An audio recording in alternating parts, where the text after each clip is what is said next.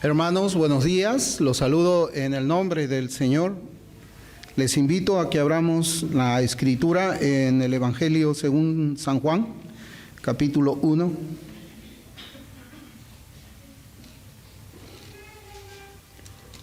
Vamos a leer el versículo 17. La palabra del Señor dice, pues la ley por medio de Moisés fue dada, pero la gracia y la verdad vinieron por medio de Jesucristo. El Señor bendiga su palabra y en esta mañana, hermanos, vamos a continuar con nuestra serie que hemos comenzado, el cristiano y la cultura, el cristiano y la cultura.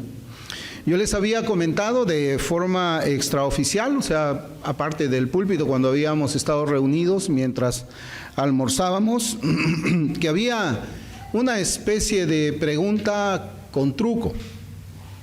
Una pregunta con truco que es si es que nosotros amamos la ley del Señor. ¿No? Yo creo que todo cristiano ama la ley del Señor y todo cristiano también cree que todos los hombres deben obedecer la ley de Dios, porque eso es lo que enseña la Escritura. Yo quería comenzar hablándoles de esta manera, hermanos, porque esa pregunta con truco generalmente no es una pregunta teológica, es una pregunta psicológica, les había dicho. Es una pregunta con trampa porque inmediatamente después, dependiendo, yo asumo que la posición de quien pregunta de esa manera es un teonomista o un reconstruccionista, y luego que le pregunta a usted, ¿usted ama la ley de Dios? ¿Usted cree que los hombres deben obedecer la ley de Dios? Y cuando uno responde sí, inmediatamente somos llevados a esa forma de teología que ha aparecido el siglo pasado y que se conoce con el nombre de reconstruccionismo. Yo les decía que hemos comenzado una serie de predicaciones acerca de el cristiano y la cultura con el propósito, hermanos, de escudriñar en las Sagradas Escrituras el mandato que Dios nos da a nosotros como iglesia para enfrentar esta corriente perversa que ha conseguido destruir las mentes de muchas personas de diferentes sexos, varón, mujer, y también de diferentes edades, porque ahora podemos observar de que hay un esfuerzo por pervertir la salud mental de los niños desde la niñez. Las escuelas públicas están implantando desde el kindergarten algunas políticas educativas que están haciendo que los niños se vean expuestos a una perturbación sexual desde el kindergarten. No solamente es necesario mirar los textos escolares que son aprobados por el Ministerio de Educación para pues darnos cuenta que esto es así, ¿no? Algunas veces cuando estamos frente a otras personas, cuando debatimos estos temas en la esfera pública, las personas del mundo nos dicen que, o nos preguntan, ¿acaso quieres tú implantarme tu moralidad? ¿Cómo es que debemos responder nosotros a esa pregunta? Es una pregunta importante, hermanos, es una pregunta, yo diría, muy importante. ¿Cómo responderíamos cuando alguien nos dice, ¿acaso tú quieres implantarme tu moralidad cuando le decimos que el aborto es un crimen? O cuando le decimos también de que perturbar la sexualidad de los niños desde una edad muy temprana es un crimen, es una maldad, es un pecado muy enorme. ¿Qué respondemos nosotros? ¿Acaso quieres implantarme tu moralidad? Pues debemos responder sí, por supuesto que sí. ¿Y por qué? Porque ellos quieren implantarnos su inmoralidad a nosotros.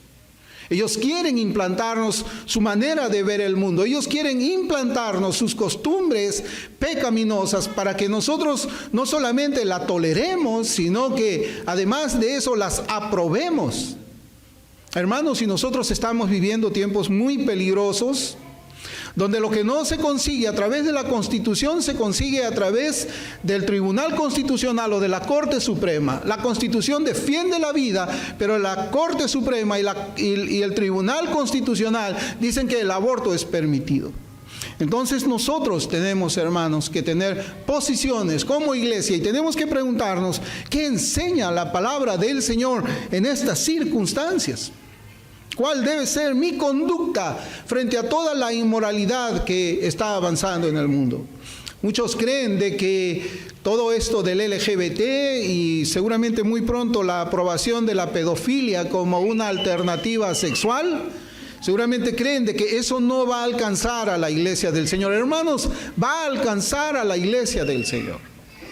Va a alcanzar nuestros hijos en algún momento, si es que van a una escuela pública, van a tener que enfrentar esa persecución pervertida del gobierno que va a implantar y va a normalizar toda esta podredumbre moral. ¿Qué es lo que debemos hacer nosotros como iglesia? ¿Cómo debemos enfrentar esta ola de inmoralidad que afectará también a nuestras familias, hermanos? A nuestras familias. Evidentemente que la respuesta a esta pregunta debe darse desde una perspectiva cristiana y bíblica, a la cual yo quiero añadir los términos reformada y confesional. Yo quiero llamar a este estudio, a este sermón, una teonomía reformada y confesional. Una teonomía reformada y confesional. Yo creo que existen diferentes posiciones en cuanto al papel de la iglesia en cuanto a esta batalla cultural. Ya vimos una respuesta en nuestra meditación anterior, la cual era una respuesta cristiana gnóstica. Una respuesta cristiana gnóstica, es decir, la iglesia debe permanecer indiferente porque todo lo que es el mundo o todo lo que pertenece al mundo es intrínsecamente malo y por lo tanto debemos ocuparnos solamente de lo que es espiritual, una fe individualista a lo sumo. Nosotros solamente debemos ver por nosotros mismos, por nuestro crecimiento, por nuestra edificación propia y debemos olvidarnos de todo lo que está fuera del mundo, hermanos. Otro grupo de profesantes cristianos afirman que debería implantarse una especie de teocracia en todas las naciones del mundo. Eso es lo que prácticamente habla el dominionismo, el reconstruccionismo y también algunos que son conocidos, la corriente es teonomía, podríamos llamarle teónomos. Y ellos dicen de que la ley de Dios del Antiguo Testamento reemplace la Constitución, así como los códigos penales y civiles de todos los países. Hermanos, nosotros actualmente vivimos bajo una teocracia, el gobierno de Dios. Pero la pregunta es, ¿qué Dios es el que gobierna? ¿Qué Dios es el que gobierna? Por ejemplo, yo les estaba mencionando a ustedes el tema del aborto. ¿Qué Dios es el que gobierna en el Perú ahora? Es el dios Moloch. Es el dios Moloch. Nosotros entendemos por las escrituras del Antiguo Testamento de que Dios había prohibido a los israelitas que sacrifiquen, que entreguen a muerte a sus hijos como lo hacían esas naciones paganas, porque esas naciones paganas tenían a Moloch como Dios. Entonces, actualmente en Perú existe no vamos a llamar una teocracia, sino un gobierno de muchos dioses. Es politeísta, podemos llamar la forma de gobierno que hay aquí en Perú. Porque finalmente, hermanos, nosotros somos gobernados por un Dios. O somos gobernados por el Dios de la Biblia o somos gobernados por los dioses paganos. Por los dioses paganos. Podríamos también hacer un símil con Diana de los Efesios, que era la diosa de la fertilidad, y en su templo se practicaban, hermanos, aquello que un hombre y una mujer debería practicarlo, un esposo o una esposa debía hacerlo en privado. Era la reina de la fertilidad. Y ahora con esta revolución sexual que nosotros tenemos, no solamente en el Perú, sino en el mundo, podemos decir de que también aquí en Perú, la diosa Diana de los Efesios es un dios que está gobernando.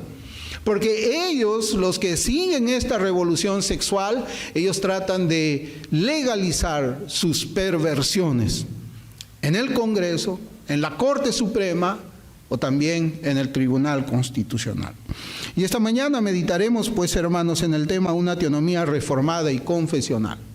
Lo primero que les quiero indicar es que nosotros no somos reconstruccionistas, creemos que no es una posición bíblica, no somos dominionistas, no somos tampoco teonomistas, y si en caso vamos a llamarnos teonomistas porque amamos la ley del Señor y creemos que esa ley es la que debería, o esa moral, la ley moral debería ser la que guíe a las personas de una nación. Nosotros vamos a ver que somos una iglesia que practica una teonomía reformada y confesional. La semana pasada, durante el almuerzo, les comentaba sobre las consecuencias para la iglesia del Nuevo Testamento si los gobiernos, como por ejemplo el gobierno de Perú, adoptase la ley civil de Dios como su constitución, o la ley judicial de los judíos como su constitución y como sus códigos penal y civil. Vimos que nosotros seríamos perseguidos por un Estado teocrático judaico. Usted se puede imaginar que los 5 primeros libros sean en este país las reglas de la legislación aquí en Perú. Nosotros conocemos, creo, hemos leído muchas veces el Pentateuco, los 5 primeros libros, y vemos ahí cuáles son los crímenes que son sentenciados con pena de muerte. Acuérdese usted esas palabras que decía el Señor a ese pueblo de Israel cuando tenía que aplicar la pena de muerte por apedreamiento. Decía: así quitarás el mal de en medio de ti. Así quitarás el mal de en medio de ti.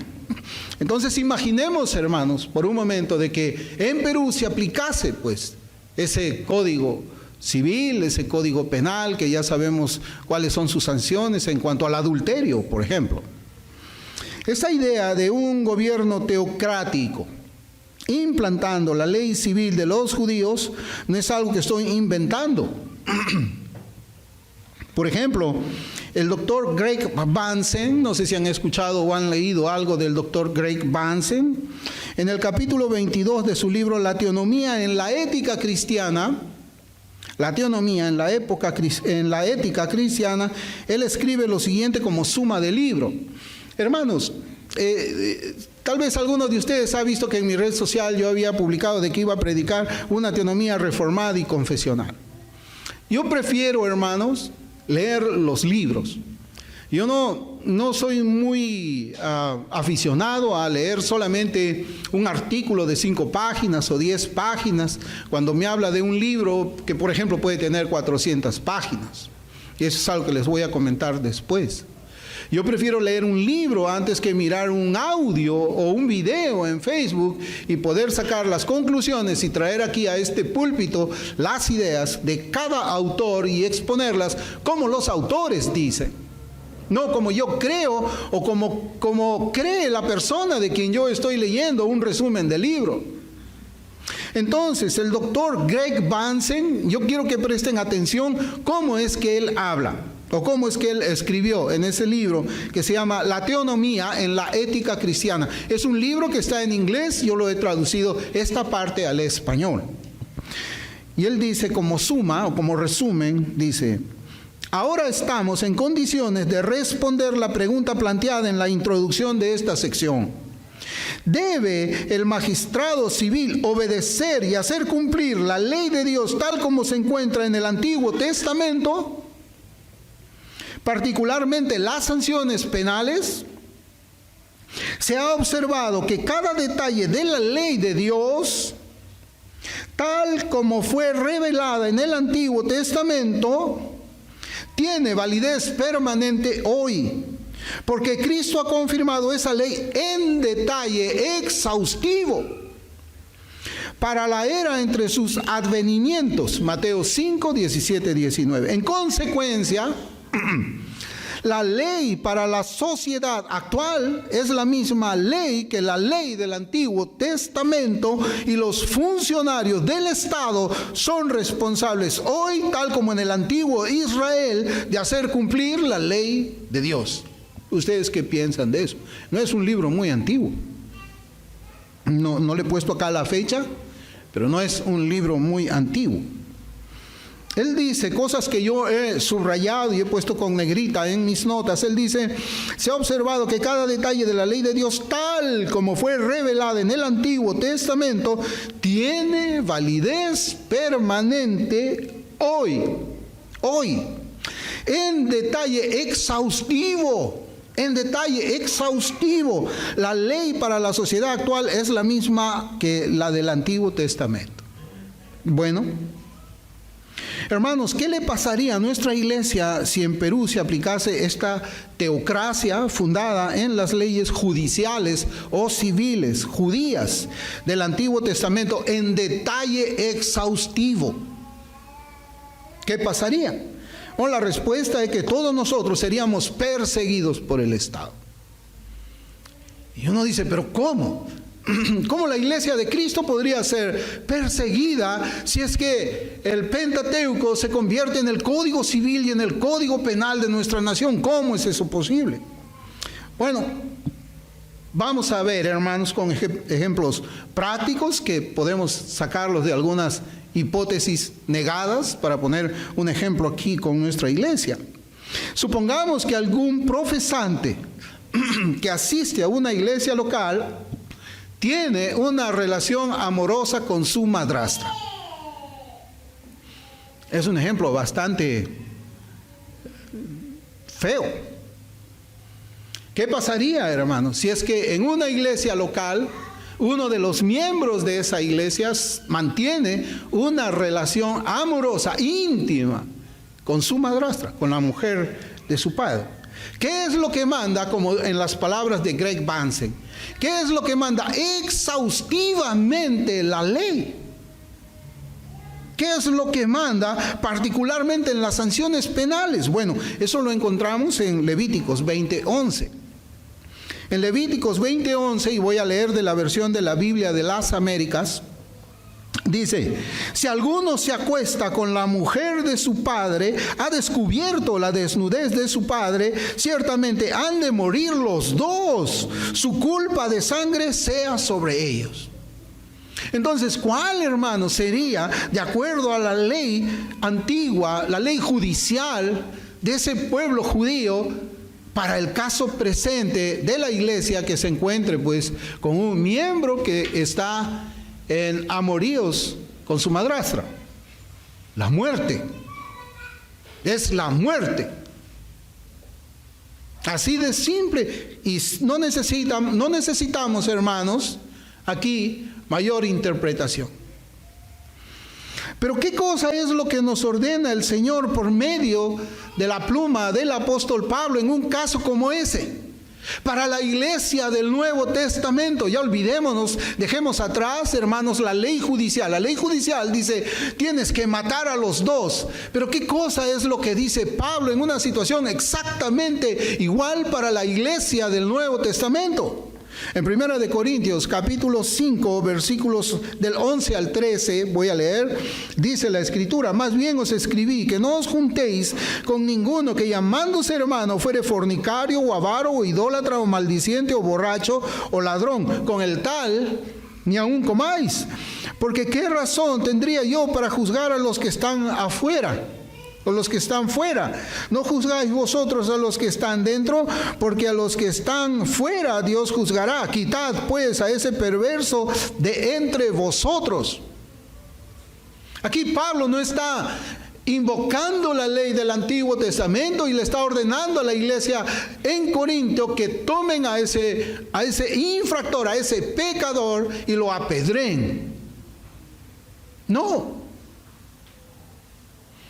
Y quizás viene también a nuestra mente, hermanos, cuando fue sorprendida una mujer en adulterio y fue llevada delante del Señor por los fariseos y le preguntaron una pregunta con truco.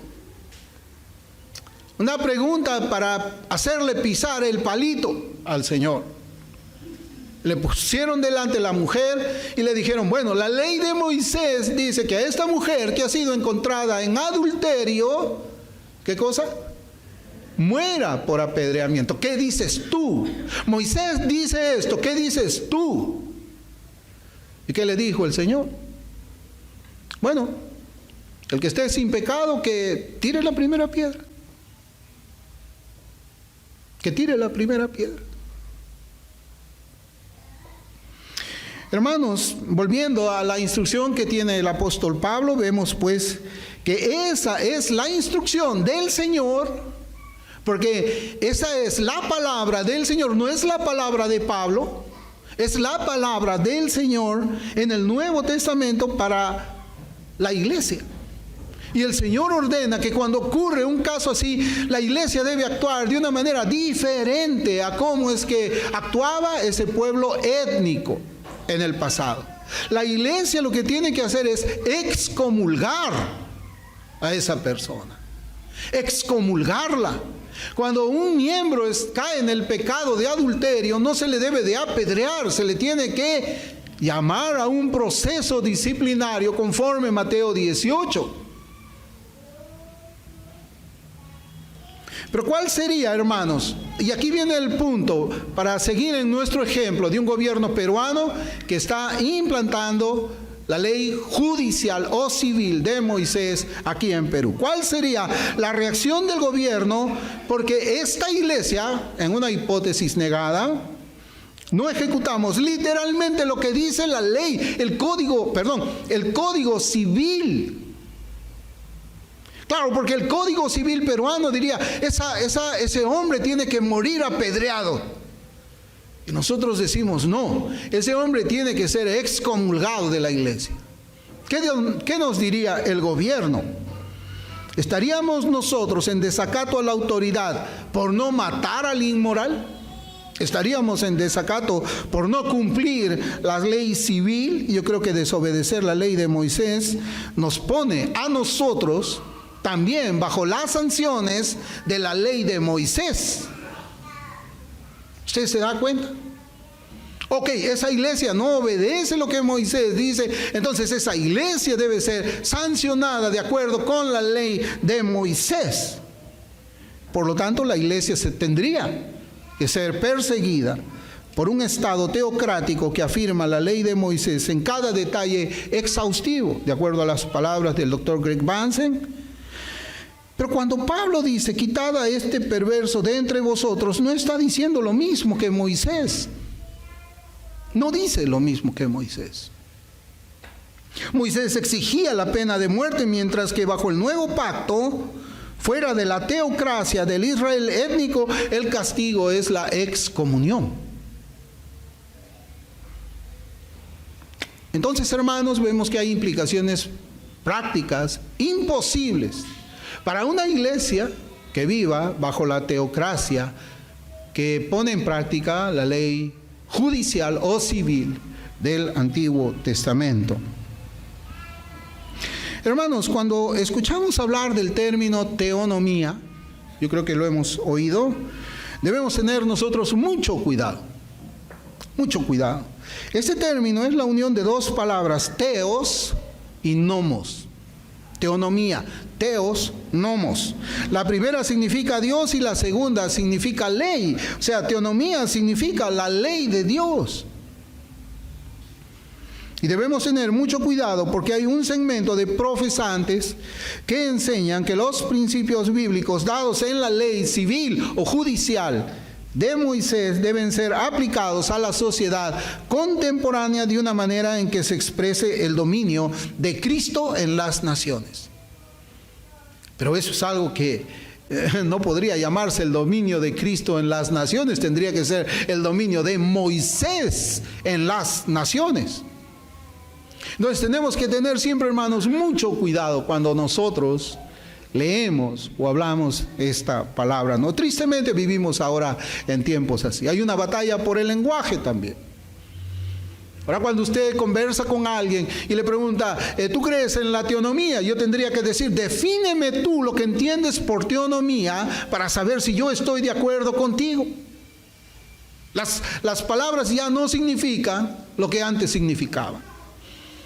Cuando, recuerde usted, cuando yo le decía, ¿no? en un diálogo, cuando le decimos, sin santidad nadie verá al Señor.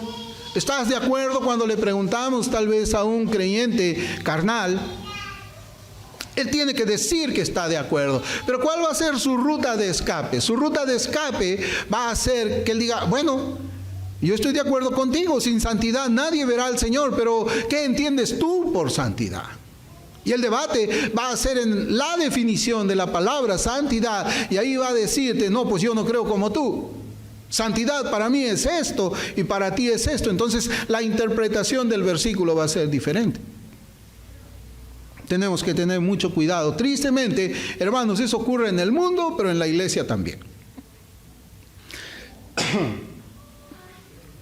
Ya les decía que estas posiciones teológicas se les conoce como reconstruccionismo, dominionismo o teonomía, donde sus defensores comparten doctrinas con nosotros. Ellos comparten ciertas doctrinas o posiciones teológicas con nosotros también.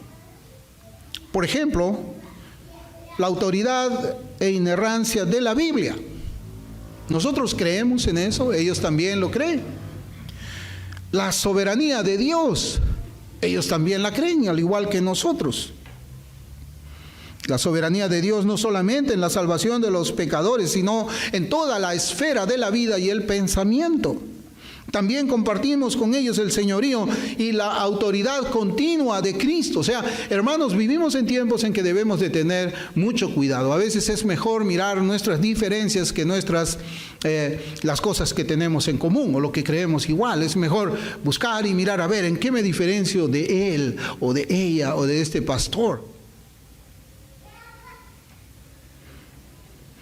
Teonomía significa la ley de Dios, y aquellos que siguen el reconstruccionismo, el dominionismo, ellos creen que la autoridad continua de la ley del Antiguo Testamento, incluyendo las sanciones penales especificadas para cada pecado en el Antiguo Testamento, en las palabras de Greg Bansen, eso está escrito en tinta, en una hoja de papel, ya no se puede borrar. Ellos creen de esa manera que es aplicable para la sociedad hoy. Entonces, hermanos, teonomía significa la ley de Dios, y como el salmista dijo, nosotros también decimos, oh Dios, cuánto amo tu ley. ¿Puede haber un creyente que no ame la ley de Dios? No lo hay.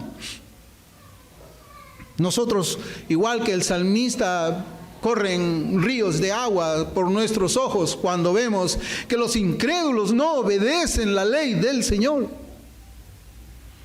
Pero siempre, hermanos, tenemos que hacer esa diferencia. Yo creo que ningún creyente diría que no ama la ley. Sin embargo, tenemos que aprender a hacer ciertas precisiones en cuanto al uso de la palabra teonomía. Por ejemplo, leemos en las Escrituras que cuando los apóstoles predicaron el evangelio de la gracia del Señor, ellos nunca eliminaron la ley de Dios. Nunca lo hicieron. Así como no lo hicieron ni los reformadores ni los puritanos, y nosotros tampoco lo eliminamos cuando salimos a predicar el evangelio. Una de las precisiones que debemos hacer en cuanto a la ley de Dios es que el Antiguo Testamento debe entenderse en los términos del Nuevo Testamento y no al revés. Esos son principios de interpretación bíblica. En nuestro versículo leído al inicio, pues la ley por medio de Moisés fue dada, pero la gracia y la verdad vinieron por medio de Jesucristo. Encontramos, hermanos, allí el contraste entre una época que estaba terminando y otra que estaba comenzando. Y este versículo, Juan 1:17, tiene, hermanos, una relación directa con lo que leemos también en Hebreos. Yo estaba también en esta semana leyendo la epístola a los Hebreos, especialmente una parte que tenía que ver precisamente con este tema que estamos hablando de la teonomía. En Hebreos 8:13, por ejemplo, dice, al decir nuevo pacto, ha dado por viejo al primero, y lo que se da por viejo y se envejece está próximo a desaparecer. Entonces, las Escrituras nos enseñan que la ley era imperfecta, pero el Evangelio era perfecto. Nos enseña que la ley era una sombra, Pero el Evangelio es lo real y verdadero. La Biblia nos enseña que la ley tenía que dar paso al Evangelio. Romanos 10:4 dice, porque el fin de la ley es Cristo para justicia a todo aquel que en él cree. Y hay muchos otros versículos. Ahora, cuando se habla de esta manera, es preciso hacer algunas aclaraciones, hermanos, en cuanto a la ley de Dios y su relación con los creyentes, y la ley de Dios en su relación con los incrédulos. Primeramente, hermanos, y acá yo quiero comenzar ya a ver un poquito más de aspectos teológicos.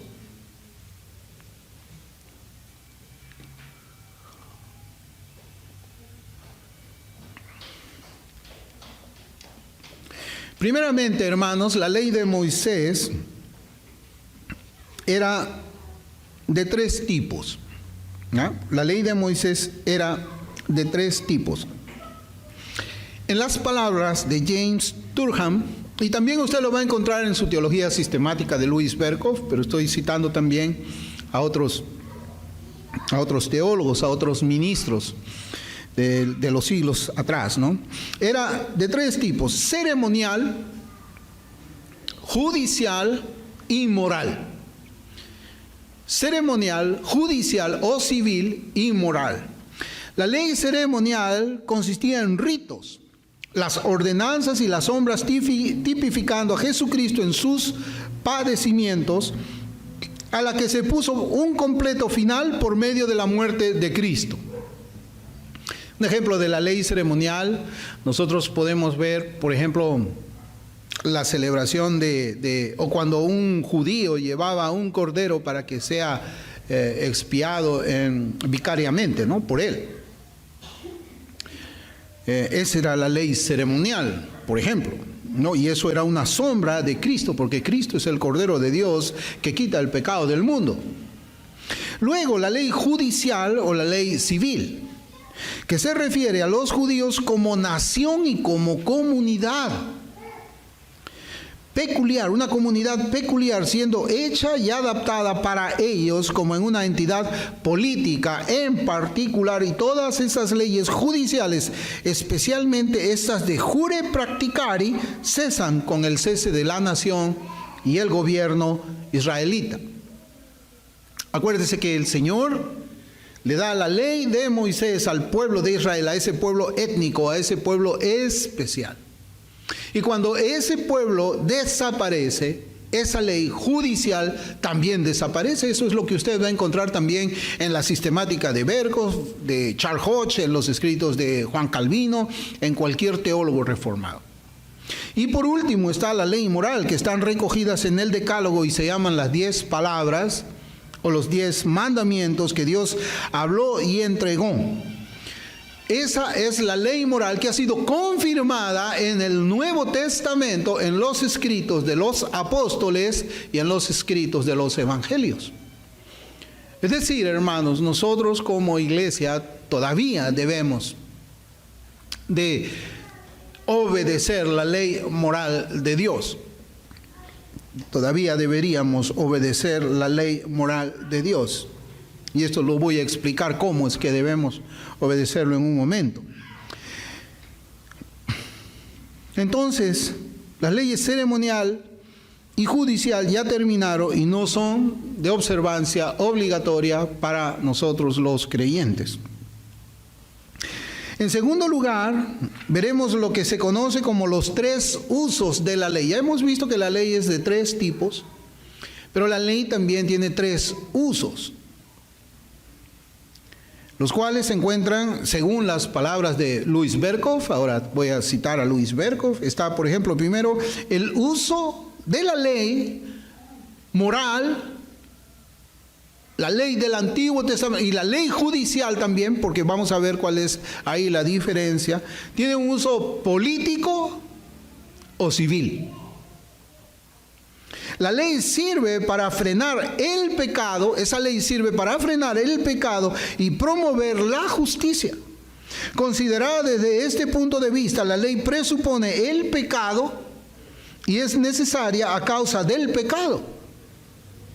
Sirve al propósito de la gracia común de Dios en el mundo en general. Esto significa que desde este punto de vista no puede ser considerada esa ley como un medio de gracia en el sentido técnico o teológico de la palabra. Es lo que dice Berkov. Un segundo uso es el uso ecléctico o pedagógico. En este sentido, la ley sirve para convencer al hombre de pecado y hacerle consciente de su incapacidad para cumplir las exigencias de la ley. De esa manera, la ley se convierte en su tutor para guiarlo a Cristo. Y así se vuelve subordinada al propósito misterioso de la redención de Dios. Y el tercer uso es el uso didáctico o normativo. Este es el llamado tertius usus legis, el tercer uso de la ley. La ley en una regla de vida para los creyentes que les recuerda sus deberes y les guía en el camino de la vida y la salvación. Este tercer uso de la ley es negado por los antinomianos. Y ahí termina la cita de Louis Berkov. Entonces, el uso político o civil, hermanos, todavía se utiliza en nuestros días. Yo les he hecho muchos ejemplos cuando las personas dicen, yo no quiero que me impongas la Biblia a mi vida. Hermanos, pero la Biblia está impuesta a todos nosotros en ese uso político o civil. Por ejemplo, cuando usted sube a un automóvil, va a manejar el automóvil, la ley le obliga a que usted se ponga el cinturón de seguridad. ¿Y por qué? ¿Qué tiene que ver eso, pastor, con la ley, esa ley de uso político o civil? Acuérdese, el mandamiento que dice, el sexto mandamiento, ¿cómo dice? No matarás. Ese es el lado negativo, pero el lado positivo es preservarás la vida. O sea, no solamente es que yo no debo matar, sino que yo debo hacer actos para preservar la vida.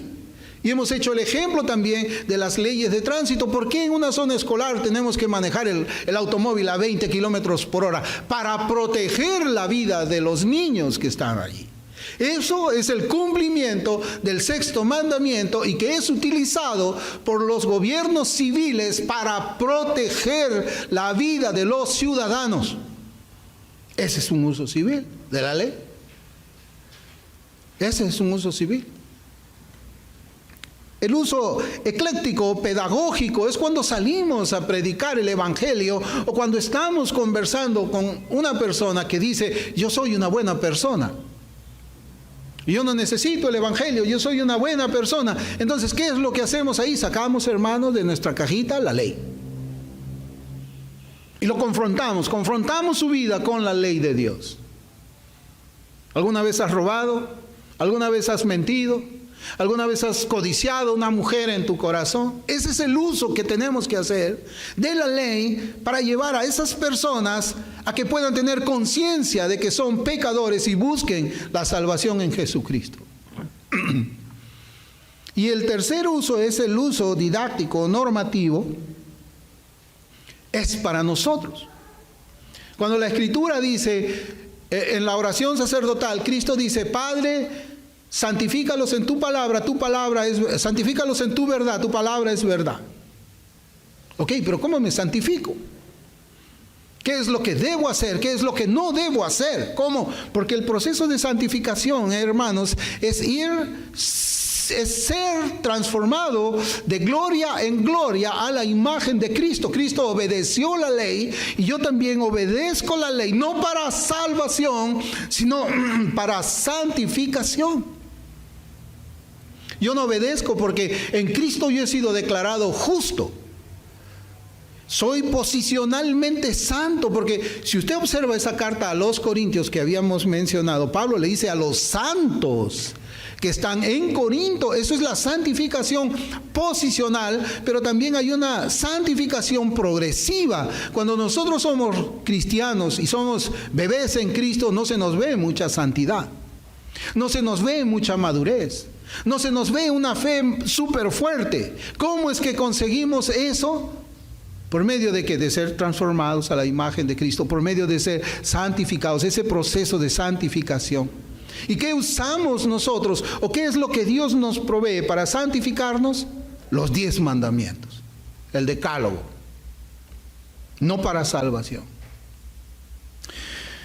Ahora, hermanos, yo quisiera, a manera de introducirnos también a nuestro tema, que nuestro tema es una teonomía reformada y confesional, yo quisiera citar ahora lo que habla la Confesión Bautista de 1689, que es, hermanos, casi igual a lo que habla o está escrito en la Confesión de Westminster de nuestros hermanos presbiterianos.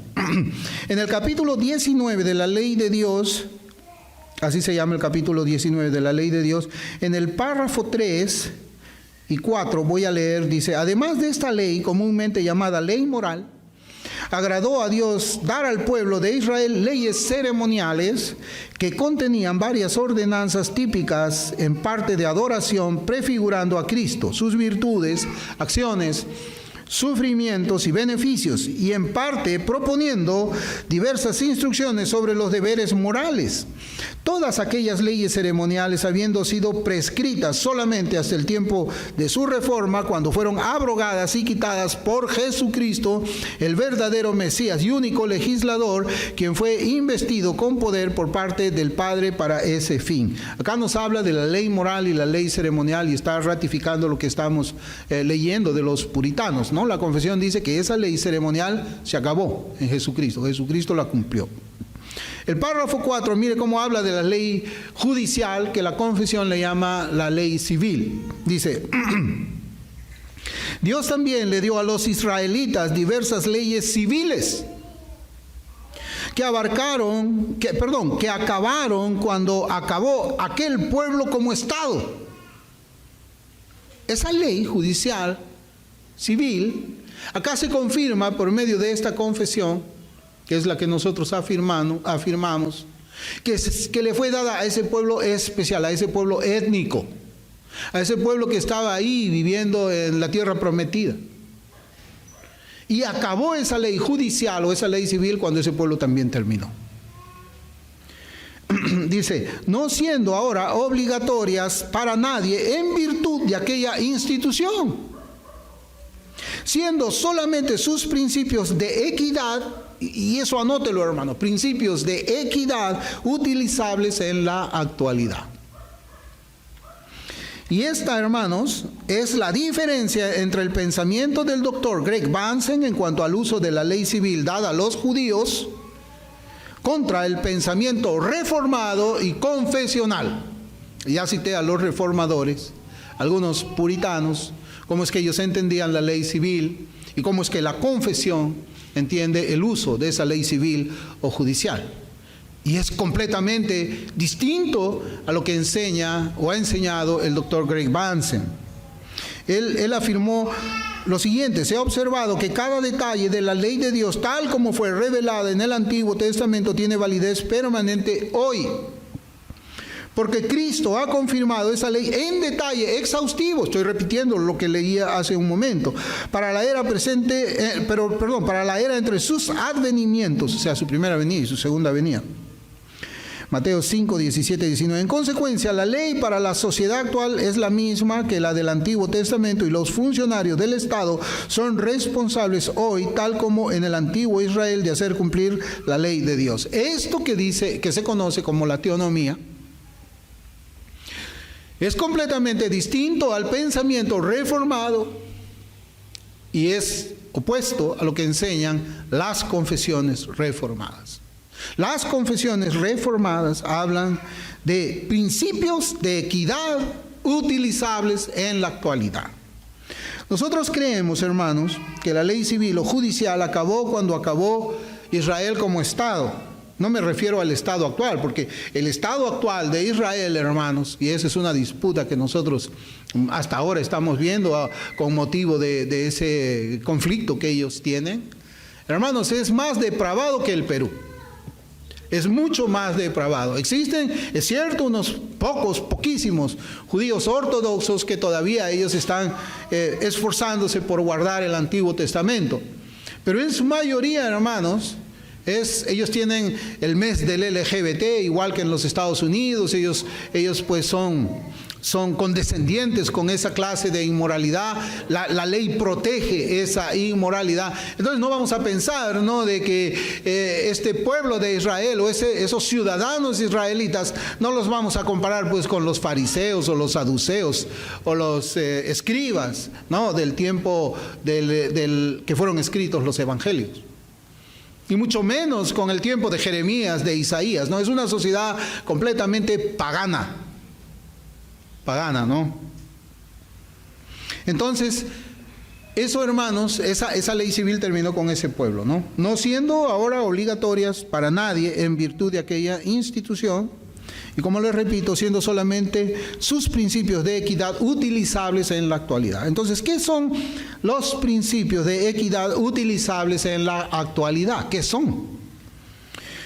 Bueno, en ninguna parte del Nuevo Testamento se nos pide que intentemos establecer la ley civil de Dios en la tierra en que vivimos. Eso, hermanos, no lo vemos en el Nuevo Testamento. Pablo no ordena a la iglesia que impongan la ley de Moisés, ni siquiera en esta iglesia y menos en nuestra nación. Ninguno, ni Pedro tampoco, ni el Señor Jesucristo tampoco. Se nos dice que obedezcamos las leyes del país.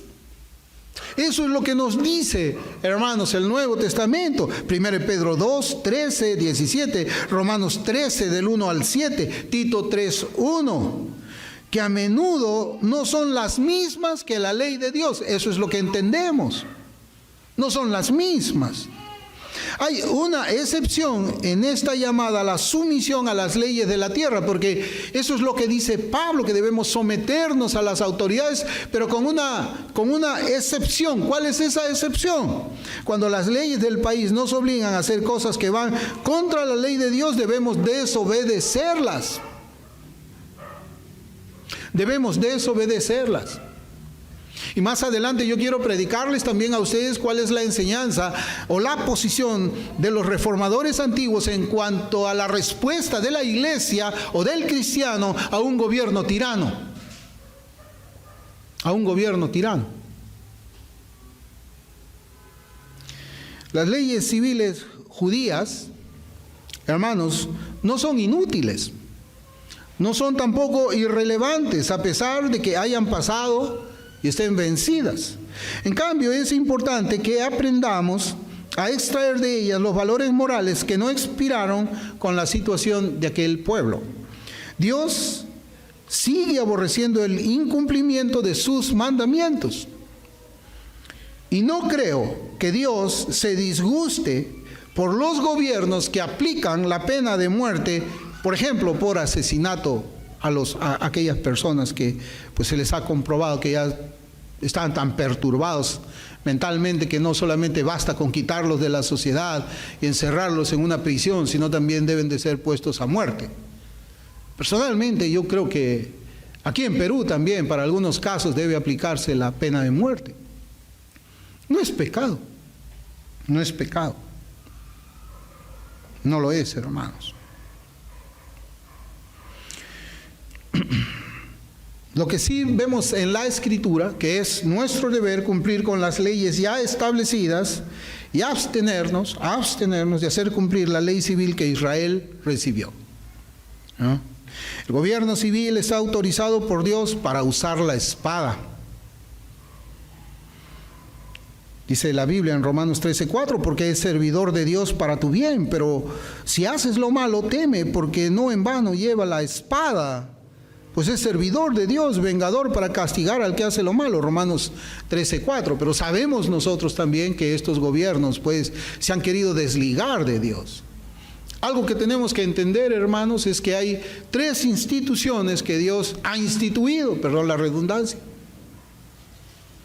Son la familia, la iglesia y los gobiernos. Esas son las tres instituciones que han sido instituidas por Dios mismo. ¿A quién pone Dios en autoridad en el hogar? Al padre. El padre de familia es la autoridad puesta por Dios en un hogar. En la iglesia, ¿a quién pone Dios como autoridad? A los pastores y a los diáconos. Y en la arena secular, ¿a quién pone Dios como autoridad en los gobiernos? Ahí vemos nosotros a los presidentes, los congresistas, los jueces, la policía también. Y así como la familia no puede desligarse de Dios, la iglesia no puede desligarse de Dios, el gobierno tampoco puede desligarse de Dios, aunque en la práctica lo hacen. Por eso es que cuando ellos se desligan de Dios, nosotros no estamos llamados a la obediencia.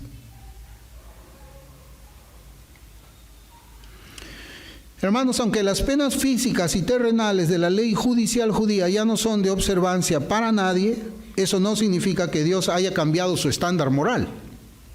Eso sí es lo que tenemos que entender. Dios no ha cambiado su estándar moral. Ya, si bien nosotros cuando existe un adulterio ya no debemos apedrear, no significa que Dios esté sumamente enojado con las personas que viven cometiendo adulterio. No, Él no cambia, hermanos, su estándar moral. Él es inmutable, su moralidad es inmutable. Él sigue siendo el mismo cuando dio esa ley que cuando ahora también nos la ha quitado. Y la sanción, hermanos, la sanción, o sea, eso no significa que Dios no va, si bien Dios no aplica su justicia ahora, no significa que más tarde lo deje de hacer.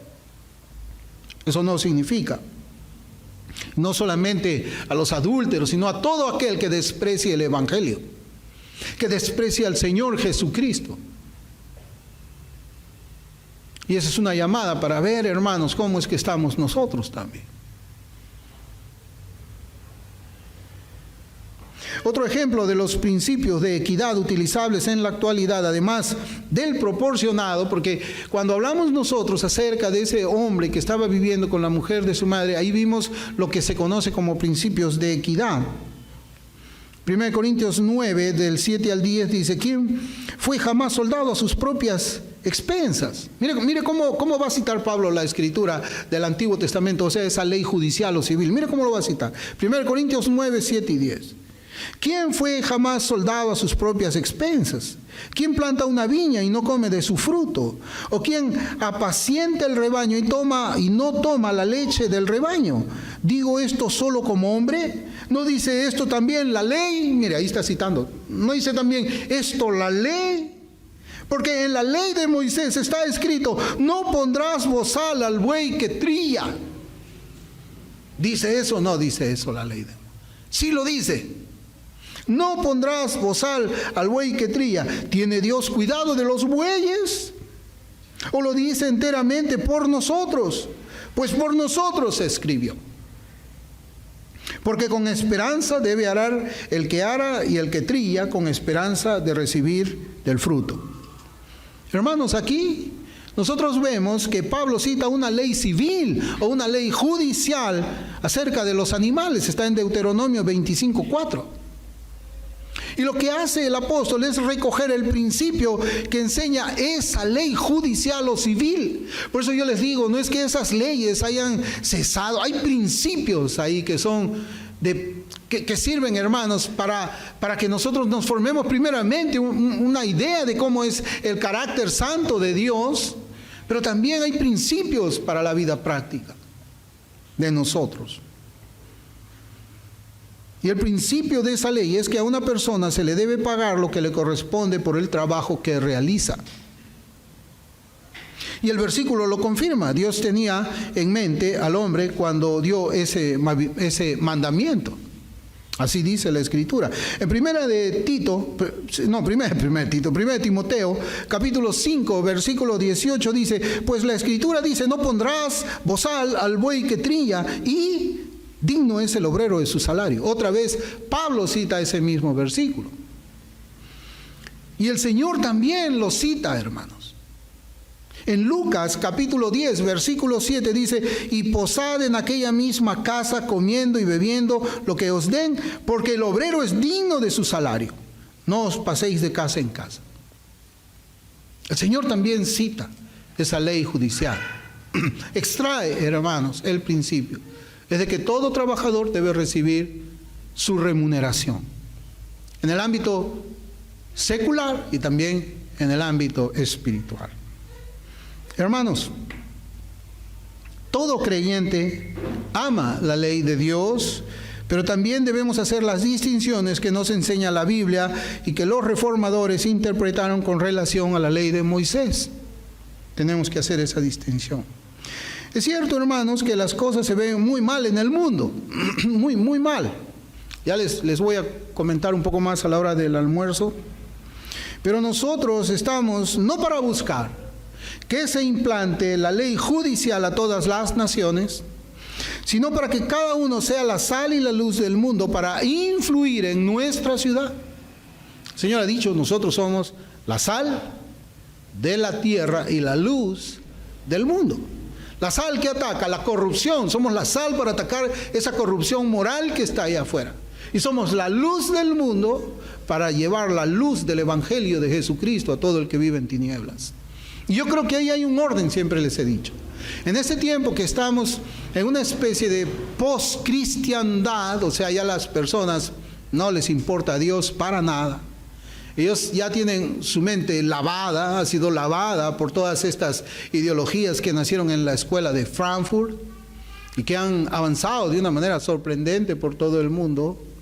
A ellos primero tenemos que ser la sal con ellos, es decir, confrontar su cosmovisión, la cosmovisión de ellos con la cosmovisión cristiana. Y una vez que llevemos todo pensamiento cautivo a la obediencia a Cristo, cuando ellos sepan de que hay un Dios y que ese Dios se ha revelado mediante la Escritura y que el cristianismo es una fe, no es una fe ciega, es una fe lógica, es una fe racional, es una fe inteligente, es superior a la fe de ellos porque lo que ellos tienen es una fe. Ahí les predicamos el Evangelio de Cristo. ¿Quién hacía así? Francis Schaeffer. Francis Schaeffer hacía eso. Derribaba primeramente todos esos argumentos y los llevaba a la obediencia a Cristo, predicándoles el Evangelio.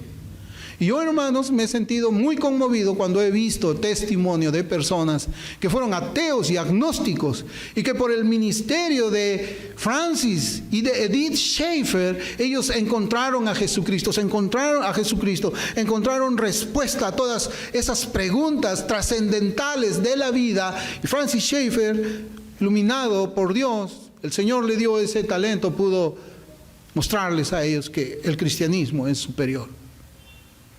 No es un salto al vacío.